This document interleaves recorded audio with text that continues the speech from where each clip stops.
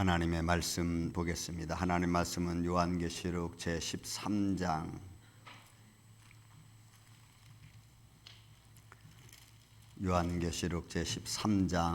11절부터 18절에 이르는 말씀입니다.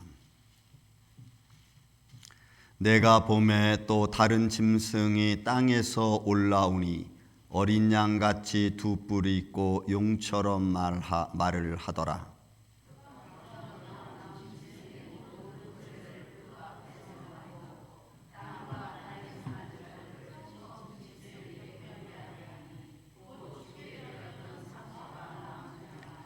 큰 이적을 행하되 심지어 사람들 앞에서 불이 하늘로부터 땅에 내려오게 하고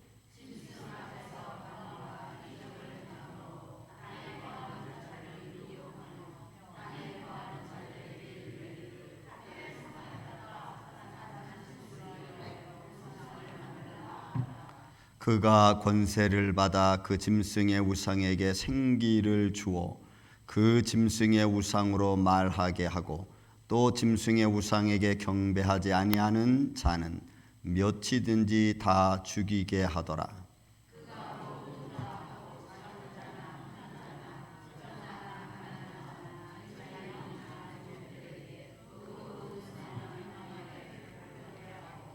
누구든지 이 표를 가진 자 외에는 매매를 못하게 하니 이 표는 곧 짐승의 이름이나 그 이름의 수라.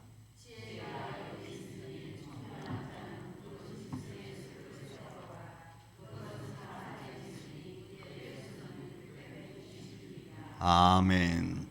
은혜로우신 아버지 하나님 감사합니다. 오늘 이 말씀을 가지고 이 시간 은혜를 나누고자 합니다. 종의 입술과 생각과 마음을 친히 주관하여 주옵시고 생명의 말씀으로 우리의 마음의 문을 열어주시사 이 말씀 안에서 지혜를 얻는 시간 되게 하여 주옵소서. 종의 입술과 생각과 마음을 친히 주관하여 주옵시며 전하는 자나 듣는 자가 예수 그리스도 안에서 하나 되어지는 축복의 시간 되게 하여 주옵소서.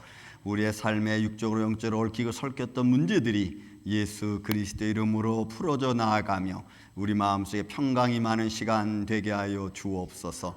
주님만이 홀로 영광 받으시옵기를 원하옵고 사랑이 많으신 예수님의 이름으로 기도하옵나이다.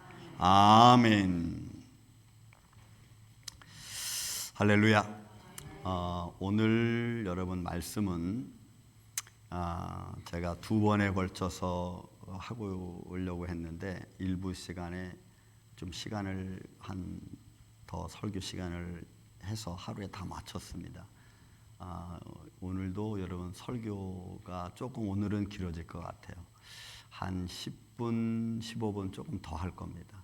왜냐하면 이 말씀을 1부는 다 했는데 2부는 끊어서 하기에는 좀 그러니까 그래서 조금 집중해 주시고 그리고 세상의 과학 문명의 발달과 성경에서 말하는 마지막 때 나타난 우상이 어떻게 연결되어지고 있는가를 오늘 여러분들이 이 시간 말씀을 통해서 보고 시대를 좀 우리가 분별할 수 있는 그런 시간이 됐으면 좋겠습니다. 그래서 마지막 때 나타날 우상과 표, 사람의 수, 늘 이게 우리는 궁금했고 시대마다 이거다 저거다 계속해서 이단 종파들이 얘기했던 이야기들이 우리가 접할 수 있었습니다.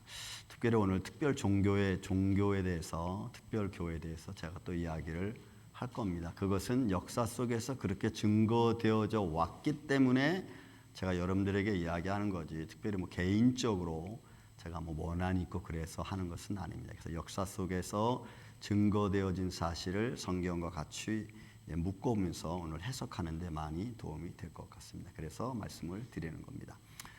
지금 과학의 발달을 여러분들 조금 우리가 봐야 됩니다. 여러분 보기 굉장히 복잡하죠. 간단하게 제가 말씀을 드립니다. 엔비디아에서 온 디바이스 AI를 여러분 개발해서 주가가 한참 뛰어서 여러분 그 엔비디아의 온 디바이스 칩 그것이 그냥 지금 굉장히 그 아이폰 칩 세대의 그 반도체를 아주 끌고 있습니다. 요것은 HBM이라고 하는 그 수직형, 이렇게 수직으로 쌓아 올라가는 그 연결형으로 해서 디바이스들이 칩들이 연결이 되어서 많은 용량을 고속으로 처리할 수 있도록 만들어 놓은 것입니다. 그것을 HBM이라 그러는데, 근데 요것보다 요즘 한국에 요번에 유희준 카이스트 그 전자공학 박사 팀이 하나 만들어냈습니다. 그 칩을 만들어냈는데 그 칩은 이 지금 엔비디아에서 만들어내는 온 디바이스 AI보다 625배가 빠르고, 그리고 초전력, 전력이 아주 최소한으로 들어가고, 그거에 반면에 초고속으로다가 모든 그 정보를 처리할 수 있도록 개발을 한 겁니다. 그래서 요 디바이스 칩을 이제 이 기계에 저장시키는 겁니다. 그러니까 여러분 지금 여러분 셀폰도 여러분 그 기능을 좀 가지고 있죠. 쉽게 말하면 이런 겁니다. 여러분 제가 한번 보여드리겠습니다. 여러분 디바이스 보면은 구글에 보면 여기 마이크 같은 게 있습니다. 마이크 같은 걸 누르면 듣고 있죠. 사람. 위키백과에서 제공된 정보입니다. 사람은 영장류의 일종이다. 이렇게 나오죠. 이게 디바이스예요. 지금 온 디바이스. 이게 지금 여러분들이 사실 다 이거 쓰고 있는 것 중에 하나입니다. 자, 그런데 이게 이제 지금은 어플리케이션이 깔리고 그 다음에 인터넷과 연결이 돼서 이것이 구성이 되고 나오고 있죠. 그런데 이 유희준 박사님께서 만들어낸 이 칩은 요거를 어떤 칩으로 만들었냐면 인간 뇌 구조와 인간 뇌가 쓰는 그 용량, 그다음에 그 과정, 폼을 그대로 형식화해서 만들어 놓은 칩입니다. 이 반도체예요. 그냥 크기는 굉장히 작고, 그다음에 인간의 뇌신경이 움직여지는 방법을 통해서 만들어낸 거예요. 이걸 갖다가 뭐라고 하냐면 뉴럴 프로세스 유니트라고 그래요. 그래서 NPT 이렇게 말해요. NPU 이렇게 말합니다. 근데 요 과정이 어떤 거냐면 인간의 뇌가 상상하고 그 움직이는 방식을 따라서 만들어낸 소위 말해서 요번에 만들어낸 그 유희준 박사팀이 만들어낸 이 폼은 어떤 거냐면 과거에는 학습 능력입니다. 지금 온 디바이스 이것도 학습 능력이죠. 왜 인터넷과 연결되어 있고 웹이 깔려야 되니까. 그런데 우리 한국에서만 유희준 박사팀이 만들어낸 것은 학습을 중요시하는 게 아니라 추론입니다. 그러니까 이 정보량을 학습된 대로, 지금 제가 말하는 거죠. 학습된 대로 말하는 게 아니고 이제 그 학습된 것을 잘 종합을 해서 자기가 다시 재구성해서 말할 수 있는 쪽으로 이런 디바이스가 바뀌는 거예요. 그러니까 용량 처리 모습이 전혀 다른 겁니다. 초거대 생성형 AI에서 이건 뉴럴모틱 그 컴퓨터 시스템이라고 하는데, 이 데이터가 처리 안 돼서 큰 용량과 작은 용량이 처리하는 게 달라. 예를 들어서 우리 삶이 이런 겁니다. 내가 많은 것을 생각해야 될 문제가 있습니다. 사회 문제가 걸리고 법률적인 문제가 걸리고 인간의 감정이 걸리고 이런 복잡한 문제가 생기면은 복잡하게 처리할 수 있는 기능이 있고, 그다음에 아주 심플한 것, 뭐 교통사고 났어 티켓만 내면 돼, 이런 아주 간단한 심플하게 처리할 수 있는 것도 심플하게 처리하게끔 빨리 움직이는 거예요. 여기 용량이 달라진 거지. 처리 속도도 여러분 다른 거예요. 방법도 여러분 다르고. 거기에 이런 그 기능, 내부 기기 안에 이런 칩을 집어넣어 가지고 쓸 수 있도록 만들어 가는 것, 요거는 이제 어느 정도냐면, 예를 들어서 여러분 이 셀폰이 내 손 안에서 내가 원하는 기능을 다 찾을 수가 있습니다. 굳이 여기다가 어플리케이션을 집어넣어서 뭐 데이터를 다시 업데이트 시키고 이럴 필요가 없이 그냥 우리가 여기서 찾을 수 있는 거예요. 요거 뭐와 또 연결시킬 수 있냐면, 여러분 일론 머스크가 말한 것처럼 여러분 사람 머리에 칩을 심으면은 그 칩을 가지고 연결이 되죠. 그죠? 사람이 생각하는 생각한 논리가 사실 기기와 연결이 돼서 움직이잖아요. 지금 어디까지 갔습니까? 그것도 아직은 지금 초보 단계죠. 그 컴퓨터 화면에 커셔를 이렇게 움직일 수 있는 데까지 갔어요. 사람이 뇌파가 이렇게 움직여가지고 작은 그 뇌파 움직임의 전파를 통해서 컴퓨터의 커서를 움직일 수 있는 데까지 여러분 갔습니다. 그러니까 이런 방식 하나하나가 점점점 커져가는 거예요. 이게 지금은 이제 따로따로 나누어서 이쪽에서는 뭐 개발하고 이쪽에서는 뭐 개발하고 이쪽에서는 뭐 이렇게 다릅니다. 그러나 그것이 이제 합쳐질 때가 있죠. 이번에 마이크로소프트에서 여러분 그 메모리 칩을 하나 또 만들었습니다. 근데 지금까지 메모리는 전부 다 데이터죠. 그 데이터에서 그 필름 같은 데 저장하고 그다음에 그 용기를 자기 이제 뭐 5년, 10년 정도 보관을 해서 다시 꺼내 쓸 수 있고 이렇게 만들었잖아요. 그런데 지금은 마이크로소프트에서 만들어낸 것은 여러분 그게 아니고 유리판 같은 데다 이렇게 딱 만들었어요. 근데 유리판에서 만들어서 거기다 정보를 싣고 정보를 저장하는데 얼마큼 쓸 수 있냐면 1만 년을 쓸 수가 있어요. 정보가 깨지지 않아. 전력이 필요 없습니다. 그 정보를 이제 유리판 안에 이렇게 딱 집어넣어서 정보를 저장해 놓고 그거를 어떻게 끄집어 쓰냐에 따른 조금 다르겠죠. 분야마다 너무나 달라요. 이번에 도쿄에서 소니 그 엔터테인먼트에서 여러분 그 휴머노이드 전시회를 했습니다. 그 휴머노이드 전시회를 했는데 사람들이 깜짝 놀랐어. 왜냐하면 그 휴머노이드가 사람하고 너무 똑같아. 지금 일본은 실리콘이 굉장히 그 많이 발달되어 있죠. 사람의 피부와 너무나 똑같아. 만져도 이렇게 꼬집어 보면 사람 피부 이렇게 만지는 것 같아. 실리콘을 그렇게 만들어서 지금 이제 작품을 하는 거죠. 그러니까 휴머노이드 움직임이 너무 현실화되어 있는 거예요. 그럼 보세요. 자율주행, 그 다음에 머리 그 저장 용량, 지금 이런 것 같이 그 온 디바이스 장치가 내부 기기 안에 들어가고 이것이 다 합체가 되면 그때부터는 이제는 우리가 상상할 수 없는 인공지능 사람이 나올 수 있는 거예요. 그때 나오는 인공지능 사람은요, 우리가 상상할 수 없어요. 모든 지능을 다 가지고 있죠. 거기에 오늘 성경은 뭐라고 얘기했냐면, 여러분 그 짐승, 용이 그 짐승에게 권세를 줘. 그러면 그 권세를 가지고 그들이 마음껏 활용을 하거든. 그 활용하는 단계는 세상에 지금 떠들고 있는 많은 문화들이 합세가 되는 거죠. 여러분 오늘날 갓 아메리카 탤런트에서 나오는 그 한국 사람 유세준 씨인가? 그 사람이 여러분 세계 마술대에서 1등을 했다고. 그분이 종이 날리는 마술도 하고 그 다음에 뭐 사진 이렇게 딱 갖다 휙 갖다 붙이고 뭐 이름 바꾸고 이런 것도 우리 눈에는 어떻게 트릭을 써서 만드는지 눈에 보이지도 않아. 그런데 그게 다 돼요. 사람 눈을 속이는 마술이 지금은 굉장하게 올라와 있습니다. 여러분 고린도전서에 보면은 사단이 광명의 천사로 여러분 나타나서 바꿔서 나타나서 하늘에서 불을 내리게 한다 그랬죠. 오늘 본문에 있는 말씀도 여러분 보세요. 13절에 보면 큰 이적을 행하되 심지어 사람들 앞에서 불이 하늘로부터 땅에 내려오게 하거든. 사람들은 그게 어떻게 되는지 몰라요. 너무 모르니까 그렇게 하는 사람, 그렇게 하는 뭔가를 보면은 우와, 저 신 아니야? 이렇게 사람은 자꾸 추종하게 된다는 거죠. 그래서 이 앞으로 나타날 많은 과학 문명과 또 로봇 기술과 또 많은 컴퓨터가 이렇게 합체가 돼서 뭔가 하나를 만들어내면 그때는 우리가 상상할 수 없는 존재가 탄생할 수밖에 여러분 없는 거죠. 그게 인공지능 사람. 제가 그냥 이건 만든 말입니다. 인공지능 사람이 나오게끔 될 수밖에 없어요.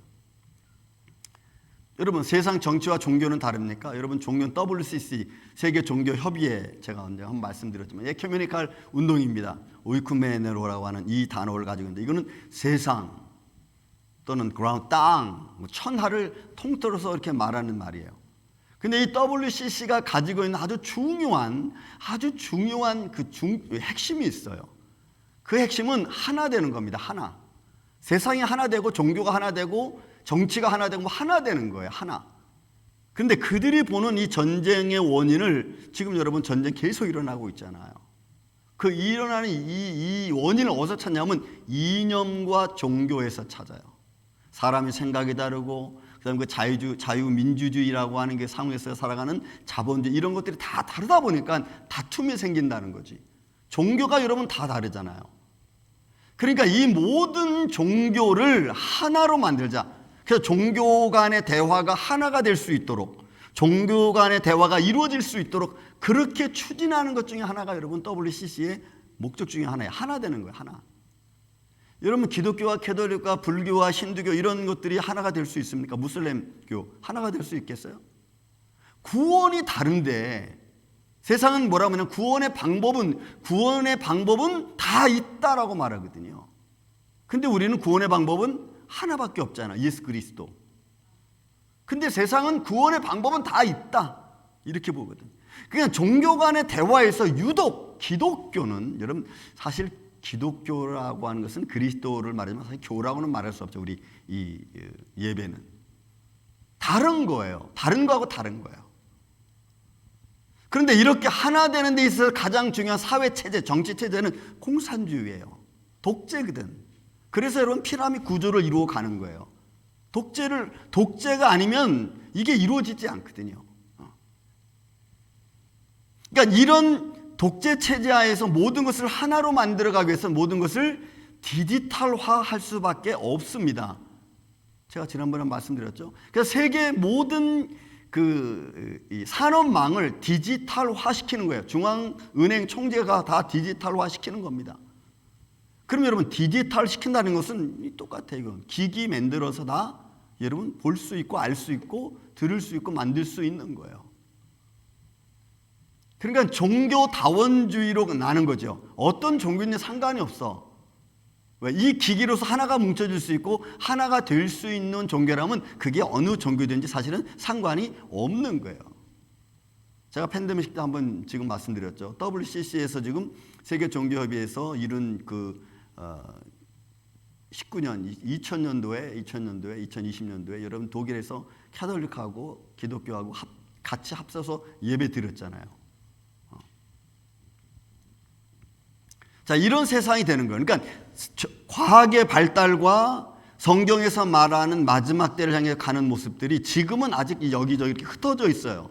흩어져서 발달하고 있죠. 흩어져서 발달되었던 과학 문명과 또 정치 세계와 이게 합세가 되고 흩어져서 발달되고 있는 이 과학 문명들이 하나로 딱 뭉쳐져서 휴머노이드가 되면 그때부터는 세상이 완전히 바뀔 거예요. 완전히 바뀔 수밖에 없습니다. 왜요? 인간은 뒤처질 수밖에 없죠. 그러면 인간이 그 기계를 다스리고 쫓아가려면 그 기계가 가지고 있는 모든 기능보다 더 큰 기능을 가져야 돼요.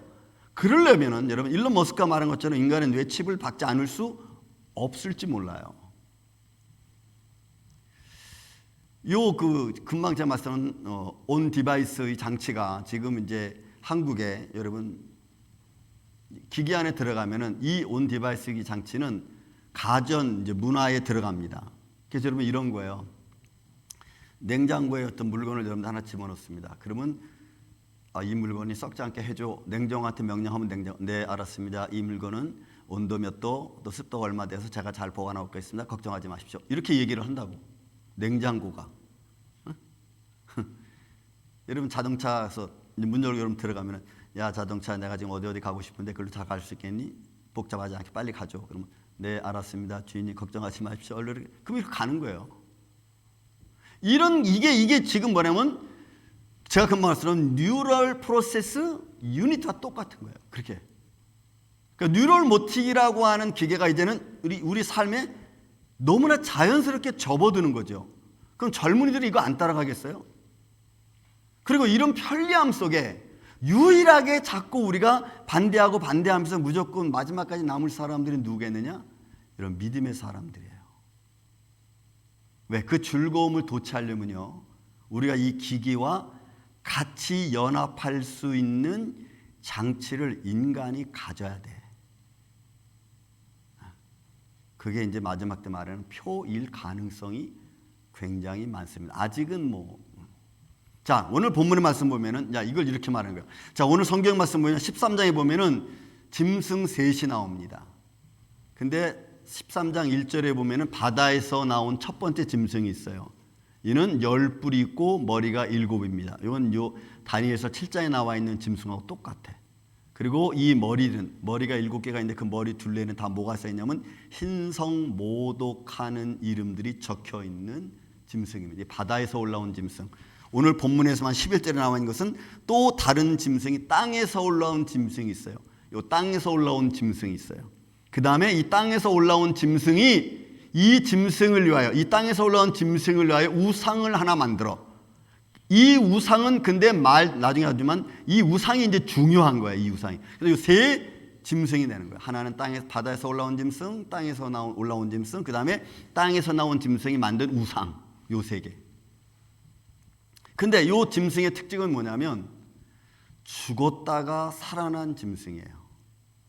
그럼 역사 속에서 죽었다가 살아난 짐승과 비슷한 그것을 말해주는 종교라든지 사회라든지 나라든지 어떤 나라가 있는지 우리가 좀 봐야 되는 거예요. 그러니까 죽었다가 살아났기 때문에 온 땅이 너무나 놀랍게 생각하고 신기하게 생각하는 거예요. 그래서 그 짐승을 많은 백성들이 따라가.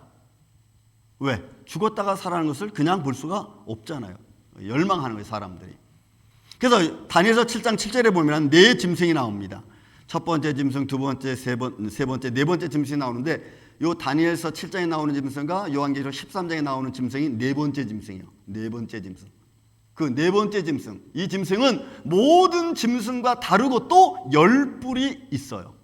7장 17절에는 이 짐승은 앞으로 나타날 네 왕입니다. 네 왕. 그러면 네 왕이면은 지금 여러분 보세요. 전쟁을 통해서 유럽과 나토가 지금 굉장히 복잡해지고 있죠. 러시아가 지금 우크라이나 지금 침공했는데 여러분 미국 의회에서는 그걸 지금 허락해주지 않아요. 정보 지원을 허락해주지 않아요. 그러면 푸틴이 말했습니다. 우크라이나는 그러면 일주일이면 망한다고. 근데 이게 끝나는 게 아니고 옛날 소련 시절 때 같이 있었던 지금 나토 지원국들이 전부 다 지금 정신이 아주 번쩍 차렸어요. 지금. 왜냐하면 잘못하면 이 유럽과 러시아 이쪽이 어떻게 될지 몰라. 러시아의 입김하에 어떻게 될지 몰라요. 아무튼 앞으로 나타난 네 왕의 그 모습을 이 짐승이 가지고 있는 거예요. 그리고 머리에는 열 뿔이 있고 열 왕이라고 표현을 하고 있습니다. 다니엘 7장 21절에 이 뿔들이 성도들과 이제 더불어 싸우는 거예요. 그러면 성도들과 더불어 싸운다는 얘기는 결국은 성도들이 마지막 때 싸워야 될 영적 전투, 현실적인 믿음의 전투일 거예요. 그런데 그 전투에서 성도들이 굉장히 고난을 많이 당할 겁니다. 왜요? 그 뿔들이 성도들과 더불어 싸워 그들에게 이겼더니 그들이 이긴 거예요. 그러니까 앞으로 네 왕과 열 왕들이 이기게 됩니다. 그러면은 성도들이 어떤 일이 생기느냐? 오늘 3장 10절에 나와 있는 말씀처럼 성도들과 싸워서 영적 전쟁을 벌이면 성도들은 이런 상황인 거예요. 사로잡힐 자는 사로잡혀가고 또 칼에 죽일 자는 죽임을 당합니다. 마땅히 죽임을 당해. 그리고 이때 뭐가 필요해요? 성도들의 인내와 믿음이 필요한 거예요. 그러니까 아직도 순교의 시간은 남아있는 거예요. 그러니까 우리가 어떤 상황에서 어떻게 싸움이 벌어질지 몰라요. 아마 이 싸움은 여러분들이 믿음을 지키기 위한 싸움일 겁니다. 왜 세상의 즐거움과 세상과 어떤 좋은 관계성을 갖고 살아가던 즐거움 속에 살아가던 그 관계를 내가 따라가지 아니하고 믿음을 지키려고 하니까 이게 너무 힘든 거죠. 그러니까 그 즐거움이 앞으로 우리에게 큰 대적, 우리에게 위협이 될 수가 있어요. 우리 삶의 즐거움이 우리 믿음의 큰 원수가 될 수 있어요. 이것들이 앞으로 우리에게 다가오고 있거든요. 다니엘서 7장 23절은 이는 다른 나라들과 달라서 온 천하를 삼킵니다. 그러니까 바다에서 올라온 짐승과 땅에서 올라온 짐승과 그의 우상이 결국은 득세를 해서 온 나라를 다 삼키는 세계 전체를 다 아마 자기 장중 안에 누를 겁니다. 그것이 이들의 어떤 목표이고 이들의 삶이기 때문에 그래요. 자, 다니엘서 7장 25절은 이 짐승에서 나타날 때 이 짐승에 대해서 이렇게 표현해요. 지극히 높으신 이를 말로 대적하는 자입니다. 자, 말로 어떻게 대적하는지 역사 속에 제가 이제 좀 살펴보겠습니다. 조금 있다가. 말로 대적하는 자예요. 그다음 지극히 높으신 이의 성도들을 괴롭힐 사람입니다. 그러니까 믿음의 사람들, 그리스도를 믿는 사람들, 하나님을 예수 그리스도 부활하신 주 예수 그리스도를 믿는 사람들은 분명히 세상과 뭔가에 싸워야 돼요. 근데 그들은 아마 세계의 그 WCC가 아마 세계를 이제 종교화를 단일화시키겠죠. 그러면 그 단일화에 저와 여러분 믿음의 사람은 들어갈 수 없어요. 믿음을 지켜야 되니까. 그래서 우리는 잘못해 드러나면 죽임을 당할 수도 있고 때로는 도망가야 되기도 하고 이런 상황이 벌어지겠죠. 때와 법을 고치고자 합니다. 이 때와 법은 우리가 하나님께 영광과 찬양을 드리는 것은 주일날 우리가 못 지킬 수 있어요. 주일날 우리 예배 못 드릴 수 있어요. 새벽 예배고 수요일 예배 이런 예배 못 드릴 수 있어요.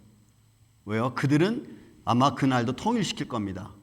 그들은 때와 법을 그들 나름대로 자기들 나름대로 마치 여로보암이 이스라엘 백성들 북이스라엘 백성들을 때를 아무데나 절기를 정해가지고 지키게 했던 것처럼 아마 그렇게 할 거예요.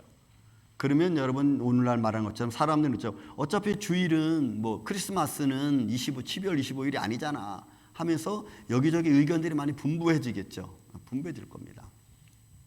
성도들은 그들의 손에 붙임받습니다. 그러니까 그들이 힘과 권세를 가지고 이제 움직이니까 그러니까 힘이 없는 이제 민초들 저와 오늘 같은 이런 그 믿음을 막 애써서 혼자 지키려고 하는 사람들은 고통 속에 있을 수 있어요. 그 3년 반이라는 시간이니까 뭐 한때와 두때와 반때니까 시간상으로 한 3년 반입니다. 그렇지만 그 때가 얼마큼인지 우리는 쉽게 측정하기는 쉽지 않아요. 다 비유의 말씀이니까. 그리고 그 기간은 그들의 세상 권세를 잡고 교회를 종교를 통일화시킨 그들의 권세죠. 성도들을 괴롭힐 권세를 가진 자들입니다. 자, 이 짐승은 용으로부터 13장 4절에 보면 용으로부터 권세를 받습니다. 이 용은 사단을 말합니다. 그러니까 사단이 바다에서 올라온 짐승에게 힘을 주고 땅에서 나온 자에게 힘을 주고 그리고 땅에서 나온 자가 우상을 만드는 거죠. 그러니까 용으로부터 사단으로부터 권세를 받은 겁니다. 그리고 이들은 신성모독하는 말을 입에다 담았고 42달 3년 반 동안 일할 권세를 그들이 받는다고 성경은 그대로 기록하고 있어요. 그리고 이 짐승이 입을 벌려 하나님을 향하여 비방하고 그의 이름과 그 하나님 나라를 비방하는 거예요. 그러니까 하나님 나라가 없다고 하든지 사두개인처럼 없다고 하든지 어떤 모습으로든지 그리고 아마 세상을 어지럽게 할 겁니다. 하늘에 사는 자들, 천사들 다 반대하는 거죠. 그들의 목적입니다. 하나님은 없다 뭐 이런 식으로 하겠죠. 자, 그러면 이런 성경에서 이야기하고 있는 이 마지막 때 나타날 이 우상, 짐승은 오늘 세계 역사 속에서 어떻게 진행되어진 거예요? 여러분 이거 이미 지금 이제 그 인터넷이 너무나 잘 발달되어 거기다 많은 글을 실었기 때문에 역사 속에 등장한 것만 제가 보는 겁니다. 그러면 정치적인 면에서 이런 사람 어떤 것이 나올 수 있겠느냐? 나라를 보면 어떤 나라가 이런 그 성경에서 얘기하는 이런 모습을 가지고 나타날 수 있겠느냐? 이거 보는 거죠. 그런데 여러분 이게 나오는 거예요. 다 얘기할 수는 없지만 교황권의 몰락과 부활을 우리가 좀 보면 알 수가 있어요. 이 교황권의 몰락은 우리가 세계 역사에 보면 아비뇽 유수 사건이 나오죠. 교황의 아비뇽 유수 사건. 이거는 필립 4세 왕 앞에 여러분 교황이 와서 무릎 꿇는 사건입니다. 그래서 쫓겨나가는 거죠. 쫓겨나. 이게 그럼 1300년대 시작이 됐어요. 그래서 로마 교회가 1798년에 프랑스 나폴레옹 부하로 있던 벌티어에게서 여러분 잡혀가죠. 교황 비오 6세가 잡혀갑니다. 그래서 역사 무대에서 사라지는 거예요. 역사 무대에서 교황권이 완전히 떨어지는 거죠. 왜? 왕 앞에 무릎을 꿇었으니까. 교황권이 박살난 거예요.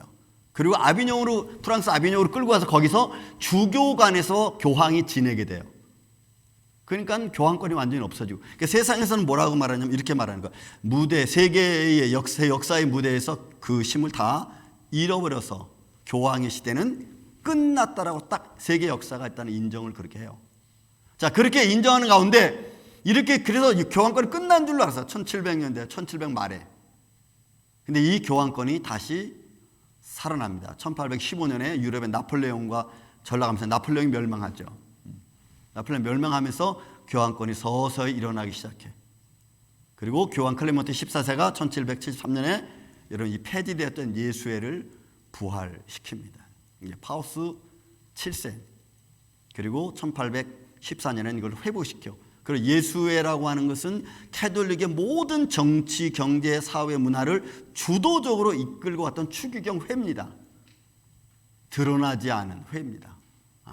그래서 옛 기능을 회복시켜. 모든 걸 다시 통제할 수 있는 기능을 회복시켜. 그래서 이 부활한 예수회가 1854년에 여러분 교황 파우스 9세를 설득해서 교회 회의를 거치지 않고, 그러니까 그들의 바티칸 회의가 있잖아요. 그런 회의를 거치지 않고 뭘 정했냐면 성모 마리아 승천서를, 원죄 없는 승천서를 여러분 선포를 해요. 교리로 그것을 받아들입니다. 그래서 여러분 성모 마리아 상 앞에서 여러분 기도하게 되는 거예요. 여기서 누구도 지금 사회는 이렇게 역사가 이렇게 기록하고 있지만 누구도 이 역사에 대해서 옳다부터 이야기하지 않습니다. 왜냐하면 그거 말하는 누가 듣겠으며 그걸 몇몇 사람이 그 주도해서 반대한다 해도 그게 무너지지 않거든. 그냥 그렇게 가는 거예요. 세계 역사 이렇게 기록하고 있으니까 이 역사 기록한 것을 여러분 지금 어느 종교든지 어느 사회든지 어느 나라가 이것을 갖다부터 말하지 않습니다. 그냥 그렇게 진행되어지는 거예요. 예수의 영향은 거기서 끝나지 않습니다. 1870년에 바티칸 회의에서 뭘 선포하냐면 교황 무오설을 선포합니다. 이 교황 무오설은 교황이 하는 말은 다 하나님의 말이다라고 하는 거예요. 그거 그냥 선포하는 거예요. 그래서 여러분 오늘날도 교황이 말을 하면은 뭐 칙령을 내리면 여러분 그게 온 세계 다 신문에 이렇게 교황이 이렇게 얘기했다. 그래서 그것이 막 대단하게 여겨지는 거죠. 그 대단하게 여겨지기 전에 이미 우리 인간의 마음속에 이건 아니고 이건 이렇게 하면 안 된다는 것을 이미 알고 있다고. 그렇지만 이들이 이렇게 해놨기 때문에 그 교황의 말이 무오설, 이게 진짜 하나님 말씀이고 하나님 말씀하신 것처럼 믿어지게 만드는 습관화된 전통이 우리 안에 이미 들어와 버리고 만 거예요. 그리고 교황 중에 여러 가지 많은 교황들이 있어요. 그 중에 제가 한 두 사람을 실었어요. 교황 비오 10세는 비오 6세, 7세, 10세. 10세는 뭐라 그러냐면 나는 길이요, 진리요, 생명이라고 말했어요. 예수님이 한 말이 있죠. same. 그죠? 아주 최근에는 1949년에 아일랜드 카톨릭 성직자들이 모여서 교황 레오 10세에게 뭐라고 표현하냐면 하나님과 인간 사이의 중재자이신 예수 그리스도, 그분을 다른 예수라고 표현을 했어요. 교황 레오 10세를. 그러니까 그들은 뭘 표현하면 교황을 다 하나님과 같이 말하는 거예요. 하나님처럼 이야기하는. 아까 말씀드렸죠. 그들이 말로 하나님을 대적하며 하나님 나라 다 거짓으로 여기고. 그러니까 역사 속에서 성경이 말씀한 대로 말로 하나님을 대적하는 나라가 어느 나라일 거며 말로 하나님을 대적하는 자가 어느 종교일 건가를 우리가 짚어본다면 이미 역사 기록에 이런 게 다 기록되어 있으니까 우리가 다시 한번 퀘션 마크를 붙여보는 거죠. 또 1929년에 교황 파우스 11세는 이태리 무솔리니에서 이런 지금 바티칸 거기를 라테란 그 조약을 통해 가지고 그 지역을 얻었잖아요. 그래서 여러분 유일하게 바티칸은 나라입니다, 여러분. 세계에서 가장 작은 나라 국가입니다. 그리고 거기에 교황이 왕입니다. 그리고 수많은 신자가 여러분 있죠. 보세요. 남미는 북미도 이제 그리스도교가 많이 들어왔지만 남미는 다 여러분 카톨릭입니다. 95%가. 그죠? 그다음에 동남아시아가 다 카톨릭화되어 있습니다. 동남아시아. 중국하고 뭐 북한 같은 데는 공산주의니까 종교가 없죠. 러시아도 러시아 종교회가 있고 여러분 카톨릭이 있습니다.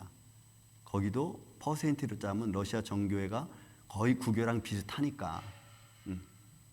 그리고 무슬림 쪽 이쪽 중동 쪽 빼놓고는 그러면 다 카톨릭이야. 그러면 세계 종교에서 최위에 서일 수 있는 교단이 어떤 교단일까? 우리는 그냥 쉽게 알 수 있는 겁니다.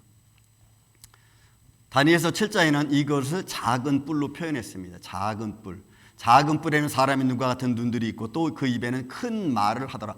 이 큰 말의 의미가 뭐냐?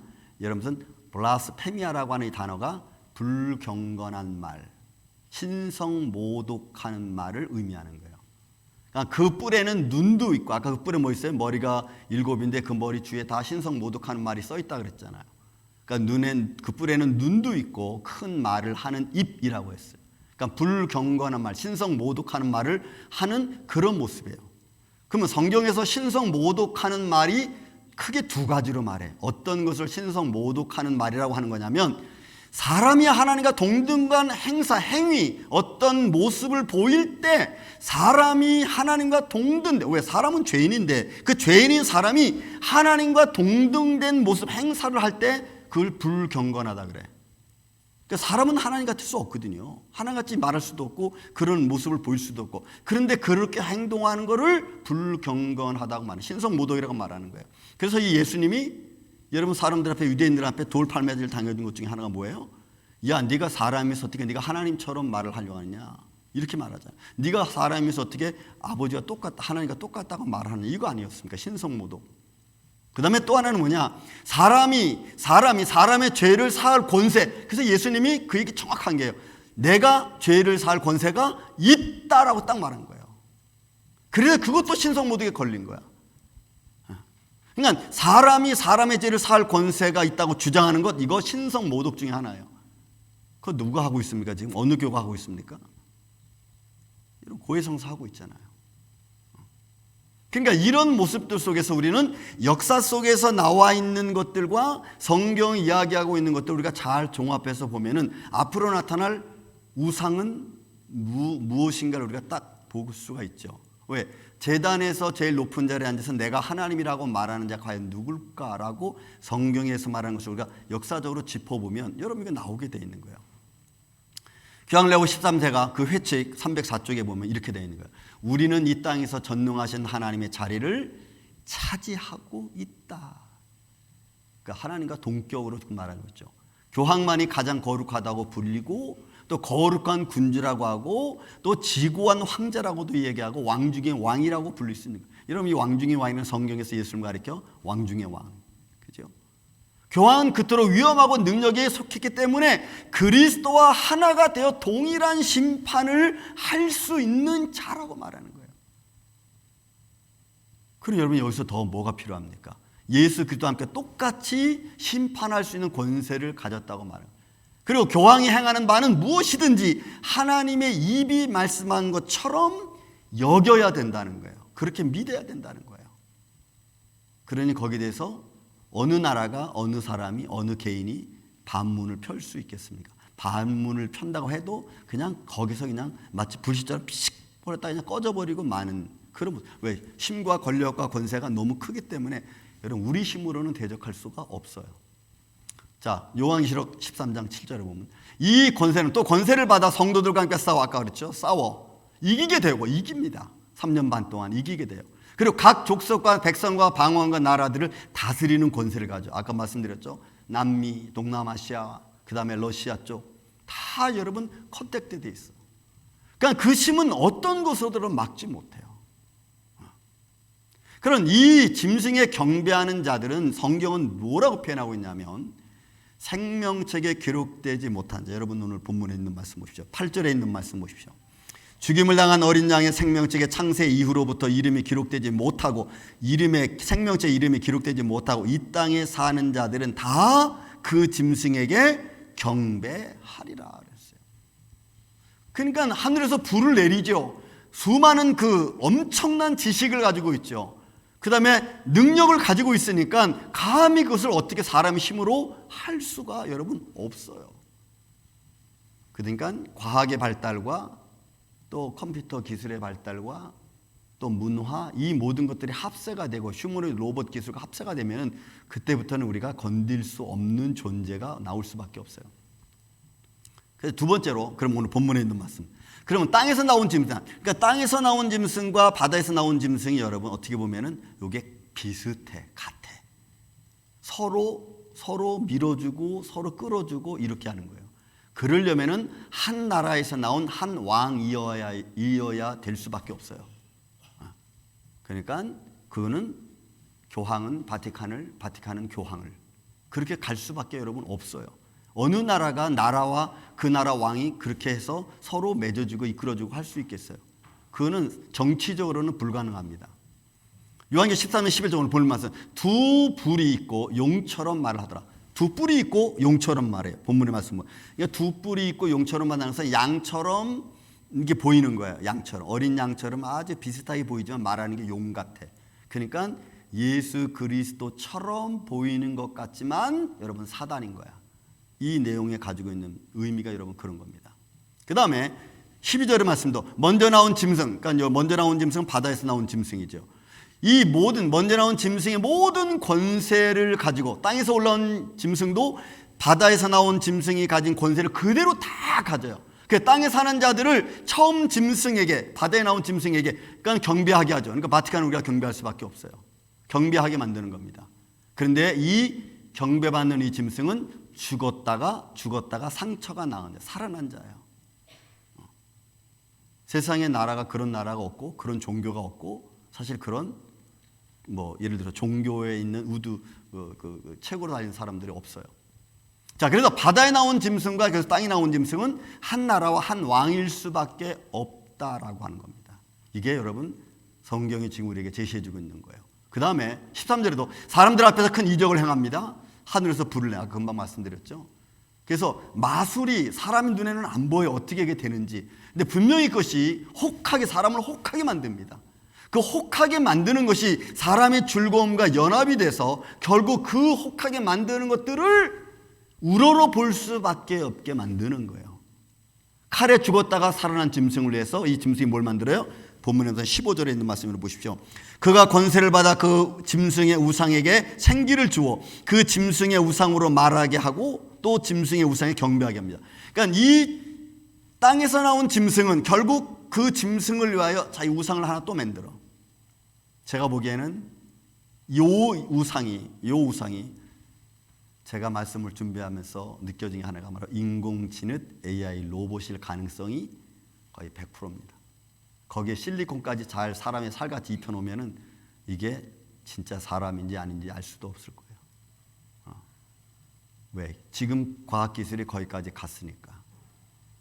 여러분 제가 금방 말씀드린 도쿄에서 소니 엔터테인먼트에서 만든 휴머노이드 아무 여러분 인터넷 찾아보세요. 다 나온다니까. 너무 똑같아.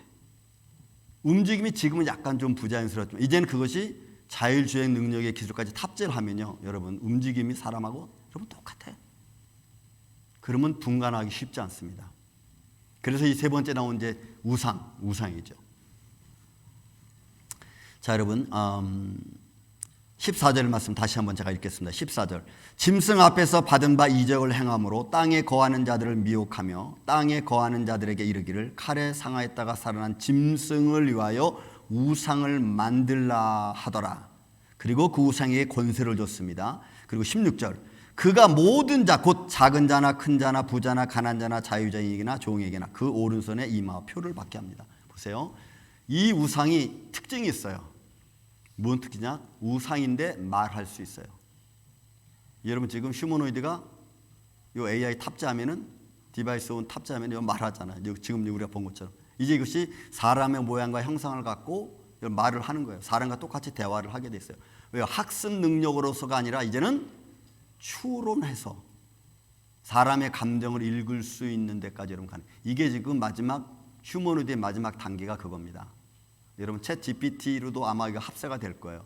사람이 한 말의 의도를 감지하는 거예요. 너나 미워하지? 그러면 왜 사람이 이런 말을 하는지를 여러분 이 기계가 딱 듣고 감정을 읽어내.